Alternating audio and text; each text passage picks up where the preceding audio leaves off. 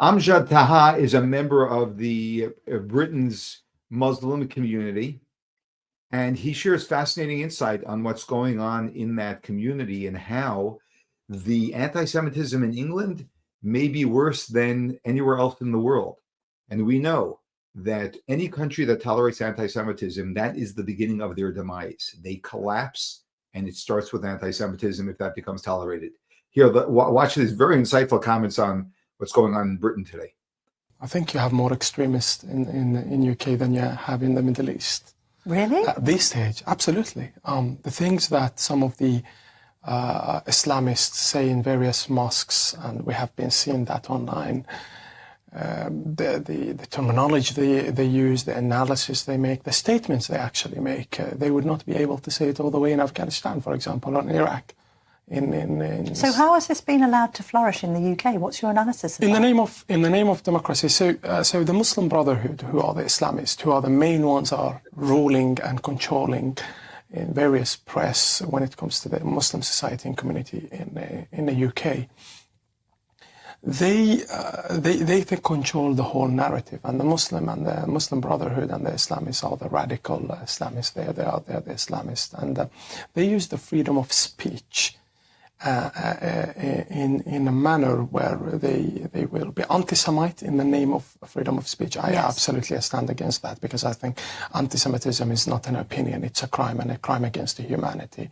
And once you allow that, on the 7th of October, for example, when it happened, the genocide against the Israelis, what I saw and what we witnessed is the fact that some Islamists all the way from here in Small Heath, in Al Amrak, in Birmingham, and other areas, we saw their voices. It was pro-Hamas.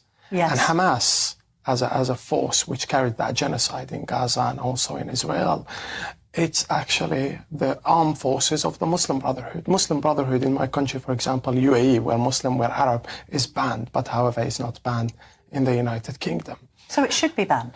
Absolutely, because they use the freedom of speech to censor your right to speak against them. And when they use the terminology Islamophobia, it's just to stop you from criticizing the Islamists and the Muslim Brotherhoods or all form of radicalism. The fact that Islamic Relief, for instance, is registered as a charity here, but all the way in Saudi Arabia, in UAE and other countries is banned because of the investigation that showed that this charity is sending money all the way to some terrorist groups in the Middle East. Yes. It tells you a lot. What do you think then, this Islamophobia definition, obviously people are worried about it in the UK because it could prevent legitimate criticism of people who have behaved in an extreme way. Absolutely. I mean, moderate Muslims are saying, look, we don't want to be accused of being terrorists. We don't want to be accused of being members of child rape gangs. We just want to live our lives harmoniously with British people. They're the ones who are calling out the extremists in their midst. Where do you stand on things? You will have heard about the story of the Batley school teacher who taught a history lesson about Muhammad and used a depiction of Muhammad in a cartoon. He's gone into hiding. Another school child dropped a Quran. Suddenly he was rounded on by members of the Muslim community in that area and forced to publicly repent.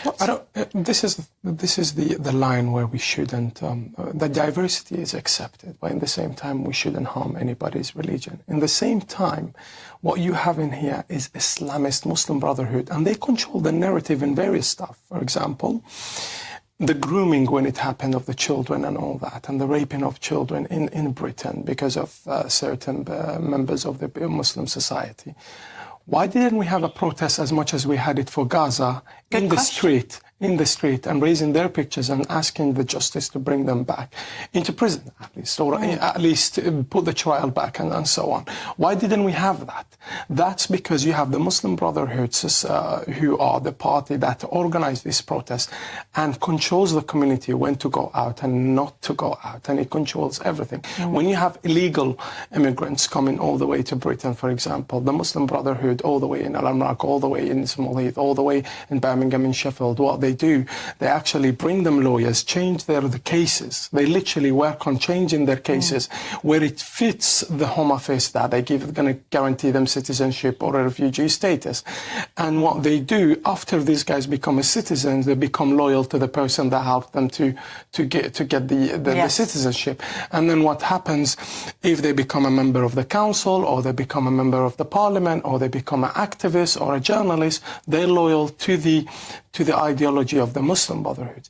Salafism, all type of radicalism, Al-Qaeda, ISIS, all that is started in radicalization at the first stage, which is the Muslim Brotherhood, which is exactly when the review in the parliament happened here in 2015.